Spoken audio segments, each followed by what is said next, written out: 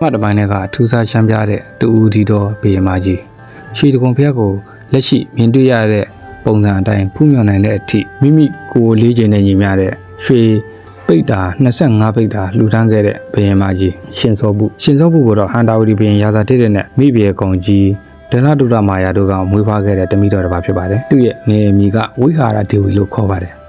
်ငယ်စဉ်ကတည်းကဘာသာတရားကိုကန်ရှမ်းပြီးရင်စိတ်တိမ်မွေးတဲ့တမိတော်လေးတစ်ပါးအဖြစ်နန်းတွင်းမှာကြော်သောခဲ့သူပါဖခမီတော်ရာဇာတစ်ကရှင်စောပုကိုသူ့ရဲ့တူတော်ဆက်သူတမိန်စီတူနဲ့လက်ထပ်ပေးခဲ့ပါတယ်တမိန်စီတူနဲ့တမိ2ယောက်တတစ်ယောက်ထွန်းကားခဲ့ပါတယ်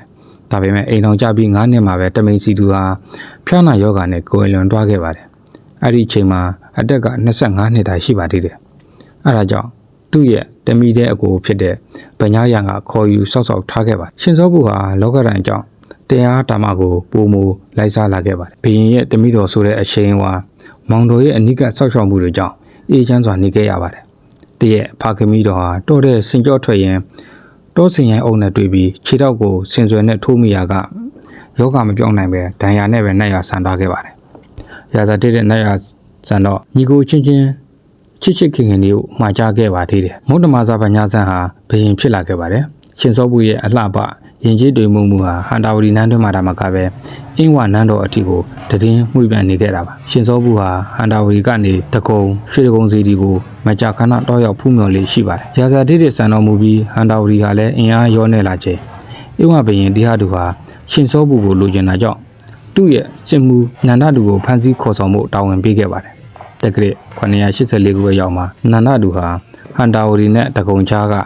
ရှင်စောပုတွားလိရှိတဲ့လမ်းမှာခြုံကိုစောင့်ဆိုင်ပြီးရှင်စောပုကိုပါလာတဲ့အဆောင်နေနဲ့ရှင်စောပုကိုတော့အင်းဝနန်းတော်တီခေါ်ဆောင်သွားခဲ့ပါတယ်အဲ့ဒီမှာတော့တမိုင်းကြောင်းအရာကိုလွဲမှုအနှင်းငယ်ရှိနေပါတယ်တချို့ကဗညာရံဟာဗညာကျန်းကိုလှုပ်ကြံဖို့အတွက်နှမတော်ရှင်စောပုကိုဆက်တာပြီးစစ်ကူတောင်းခဲ့တယ်လို့ဆိုကြတယ်လို့အင်းဝဘရင်တရားတို့ဟန်တာဝတီကိုစစ်ချီလိုက်ချိန်မှာနှမတော်ရှင်စောပုကိုဆက်တာခဲ့တယ်လို့ဆိုကြပါတယ်အဲ့လိုနဲ့ရှင်စောပုဟာအင်းဝကိုပါသွားခဲ့ပါတယ်အင်းဝဘရင်တရားတို့ရဲ့မိဖုရားတစ်ပါးဖြစ်လာခဲ့ပါတယ်အင်းဝဘရင်ရခင်ကမိဖုရား2ပါးရှိခဲ့ပါသေးတယ်သူ့အပါမိဖုရား3ပါးဖြစ်သွားတာကြောင့်တယောက်နဲ့တယောက်မတည့်ကြတာရခင်မိဖုရား2ပါးတဲ့သူ့ကိုပိုအလေးပေးဆောင်တော်ကိုခဲ့တာကြောင့်ပိုလို့ပဲမနာလို့ဖြစ်ခဲ့ကြပြီးဂုံချုံမှုတွေပြုလုပ်ခဲ့ကြပါတယ်မကြခင်မှာပဲမိဖုရားကြီးတစ်ပါးဖြစ်တဲ့ရှင်စိုးမော်ရဲ့လောက်ကြမှုကြောင့်နှက်ရဆန်ခဲ့ရပါတယ်သူ့နောက်မှာမင်းလာငယ်နန်းတက်လာတော့လေ3လအကြာမှာပဲထပ်ပြီးတော့လောက်ကြံခဲ့ပါတယ်ကလေးကြီးတောင်ရုံစားနန်းတက်ခဲ့ပါတယ်သူ့လက်ထက်မှာလည်းမိဖုရားဆက်ဖြစ်ခဲ့ပါတယ်တခါမူးညင်းစားတို့ကအလုံးရင်းနဲ့အင်းဝကိုဝင်တိုက်တာကြောင့်မိဖုရားရှင်စောပုကိုပခန်းတရာဖျားကိုပြီးအကူကြီးတောင်းခဲ့ပြန်ပါတယ်လူကိုယ်တိုင်ကတော့ရှင်ဖို့မယ်ကိုခေါ်ပြီးရခိုင်ကိုထွက်ပြေးသွားခဲ့ပါတယ်တရာဖျားနန်းတက်တော့လဲမုံရင်စောကဆက်တိုက်ထိုးစစ်ဆင်တိုက်ခိုက်ခဲ့တဲ့ကြောင့်တရာဖျားနန်းကျသွားခဲ့ပြီး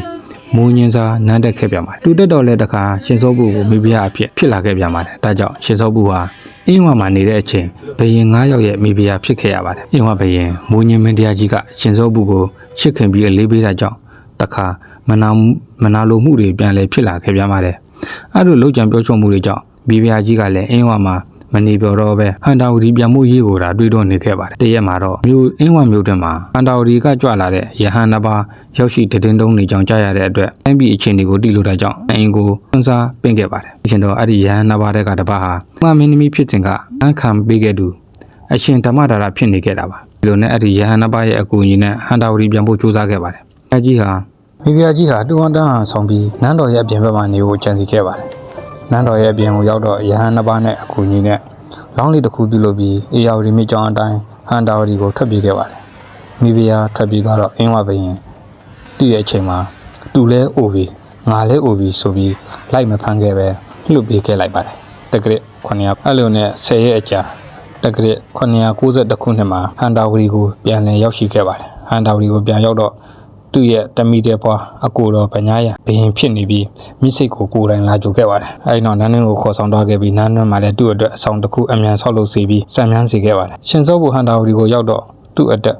36နှစ်တာရှိပါသေးတယ်သူ့ကိုအင်းဝပြည်ကနေကယ်ထုတ်ခဲ့တဲ့တာမဏိနှစ်ပါးကိုလည်းရဟန်းခံပေးခဲ့ပြီးကျောင်းဆောင်အတစ်2ဆောင်ဆောက်လုပ်ပြီးလှူဒန်းခဲ့ပါတယ်သူကနေ့စဉ်တန်ခါအပါ50ကိုဆွန်လောင်းလှူခဲ့ပါတယ်မွန်တို့ရဲ့အလှူဒန်းရရောမှုကိုလည်းတွေ့မြင်နိုင်ပါတယ်သူဟာမောင်တော်ဗညာရံရဲ့ဆောက်ရှောက်မှုအောင်မှာအလှူဒါနပြုလုပ်ရင်အကြောင်းရမယ်စွာ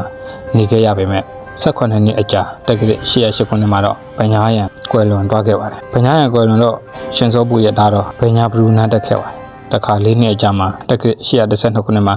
နတ်ရွာစံခဲ့ပြန်ပါတယ်အဲဒီနောက်ဗညာကြံတော်နန်းတက်ခဲ့ပါတယ်မိညစ်တရားနဲ့မညီတာကြောင့်9လမှာ9လမျှတာဆံပြန်ပြီးလောက်ကြံခံခဲ့ရပြန်ပါတယ်ဒီခါမှာတော့ရာဇာတိတရဲ့ဆွေတော်မျိုးတော်တွေထဲမှာနန်းတင်ရန်အတွက်ရှင်စောပုတယောက်တာကြံခဲ့တာပါအဲလိုနဲ့တက္ကရာ814ခုနှစ်မှာရှင်စောပုဘုရင်မဖြစ်လာခဲ့ပါတယ်ရှင်စောပုနန်းတက်တော်သူ့ရဲ့အသက်ဟာ60ပြည့်ကနေ59နှစ်ထဲကိုရောက်ရှိနေပါပြီသူ့ရဲ့ခမည်းတော်ရာဇာတိတလက်ထက်ကလိုတိုင်းပြည်တရားဝပြောင်းတည်ဆောက်နိုင်ခဲ့ပါတယ်ဘာသာတရားကိုလေးစားလိုက်နာသူဖြစ်တဲ့ကြောင့်ဖျားကြောင်းကံစီဒီများစွာဆောက်လုပ်လှူဒါန်းခဲ့ပါတယ်သူအင်္ဂဝါနေပြည်တော်ကထွက်ပြေးချိန်မှာကူညီခဲ့ကြတဲ့အရှင်ဓမ္မညာနာနဲ့အရှင်ဓမ္မဒါရတို့ဟာရှေ့စင်နောက်စင်လူထွက်ခဲ့ကြပါတယ်ဘုရင်မကြီးကအရှင်ဓမ္မညာနာကိုကြေးရွာစာပေးတနာပြီးသူကောင်းပြုခဲ့ပါတယ်အရှင်ဓမ္မဒါရကိုတော့ပိဋကကျမ်းတက်ကျွမ်းပြီးလောကဓမ္မအရာမှာလည်းကျွမ်းကျင်တာကြောင့်သူ့ရဲ့အပါတော်မှာတိုင်ပင်ဘောအဖြစ်ထားခဲ့ပါတယ်တစ်ချိန်မှာသူ့ရဲ့တမိတော်တယောက်နဲ့ပေးစားပြီးဘုရင်လောက်ခိုင်းမှုအကြံစီရှိနေပြီးသားပါအဲဒါကြောင့်လဲအုပ်ချုပ်ရေးပြည်ထွေးရေးထီထုံနန်းလုံးတွေကအစအကုန်လုံးကိုတင်ကြပေးခဲ့တာပါကျမ်းတက်ကျွမ်းသူပြီးဉာဏ်ကြီးထက်မြက်တာကြောင့်လဲဘုရင်မကြီးကပို့ပြီးတော့တဘောကြိုက်နှစ်ချိုက်နေခဲ့တာပါတရက်မှာတော့သူ့ရဲ့တမိကြီးနဲ့ပေးစားဖို့ခေါ်ပြီးပြောတဲ့အချိန်မှာသူ့ရဲ့တမိကြီးကရှင်လူထွက်မလို့ချင်တာကြောင့်တူတူခါခါညင်းပယ်ခဲ့ပါတယ်အဲဒါကြောင့်မှတမိအလတ်နဲ့ပေးစားခဲ့ပါတယ်အဲဒီအချိန်မှာရှင်လူထွက်ကိုညီခဲ့သူချင်းအတူတူခွဲကြတယ်ဆိုပြီးလူထွက်နှစ်ယောက်ပညာပြန်ကြပါသေးတယ်နောက်ဆုံးအရှင်ဓမ္မဒါရကအနိုင်ယူခဲ့ပါတယ်ရှင်လူထွက်ကိုမလို့ချင်တဲ့တမိကြီးကိုတော့မြို့ဝင်ဗညာရင်နဲ့ပေးစားပြီးပတိန်မြို့ကိုဆေလွတ်ခဲ့ပါတယ်ဗညာရင်နဲ့တမိကြီးတို့ဟာထီနန်းအတွက်ဒီလိုကိုအဝေးနှင်မှန်းတည်တာကြောင့်တရေကောင်းပုံမင်းညီတုံနဲ့စင်တော်ပြည်ကုတ်ကိုသူတို့နဲ့ထည့်ပေးဖို့တောင်းဆိုခဲ့ပါတယ်တရေကောင်းမင်းညီတုံဆိုတာကတခြားသူမဟုတ်အင်းဝါတို့လက်ရဖန်ဆီးခံရပြီးတရုတ်စစ်သူကြီးကမင်းနဲ့စီရင်ထိုးအနိုင်ယူခဲ့တဲ့ပြည်တော်ပြန်ရောက်လာခဲ့သူတရေကောင်းတမိန်ဗရမ်းပဲဖြစ်ပါတယ်ရှင်လူထွက်ဓမ္မဒါရကိုတော့ဓမ္မစစ်တီပွဲပေးပြီးအင်းရှိရအနှင်ခဲ့ပါတယ်ဗညာအိမ်နဲ့တမိတော်ကြီးတို့ကတော့ပတိန်မှာခန်းစစ်ပြင်ပြီးတော့ပုံကံမှုကြံစည်နေပါတယ်အဲ့ဒီတည်င်းကိုဘုရင်မကြီးရှင်းစောဖို့တည်သွားပြီးပြည်ရဲ့စင်ကဟာတာဝတီကိုပြန်ခေါ်ခဲ့ပါတယ်ဟာတာဝတီမစ်စေရောက်မှာတော့တမိတော်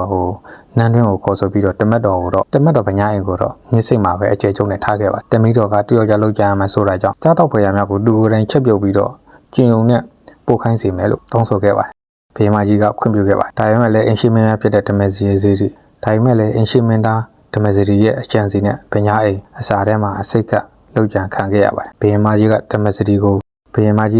ဗညာအိမ်ကိုတကြိုအတွက်ဓမ္မစရီကိုပဲခိုင်းလိုက်သူ့တမိတော်ကိုတော့လေနာထယောဂနဲ့တိတ်ဆုံးသွားပြီလို့ပြောပြီးဖြေတင်ခဲ့ပါတယ်တမိကြီးအနေနဲ့တိတာတည်ရမယ်လို့ရောက်တော့မရတော့တဲ့အခြေအနေမှာဖြစ်နေခဲ့တာပါအဲဒီနောက်တမတ်တော်အင်ရှိမင်းဓမ္မစရီနဲ့လက်ဆက်ပေးခဲ့ပြီးအင်ရှိမိပဲရပြမြောက်ခဲ့ပါတယ်မိဖုရားကြီးကတက္ကရာ822ခုနှစ်အသက်66နှစ်တို့ရောက်ရှိလာတဲ့အချိန်မှာတော့တရားဘဝနာတွေကိုဒါအားထုတ်ရှင်တာကြောင့်အင်ရှိဆန်ဓမ္မစရီကိုထီနန်းလွှတ်အပ်ပေးခဲ့ပြီးသူကိုယ်တိုင်ကတော့ရွှေတကုံစီတီတော်ရင်းမှာနန်းတစ်တည်ပြီးအသက်ဆုံးတိုင်းအေးချမ်းစွာနေသွားခဲ့ပါတယ်နောက်ဆုံးအသက်ထွက်တဲ့ချိန်မှာလည်းရွှေတကုံစီတီတော်ကိုဖူးမြော်ရင်းနဲ့ကန်တော်ကုံသွားခဲ့တာပါဒါကတော့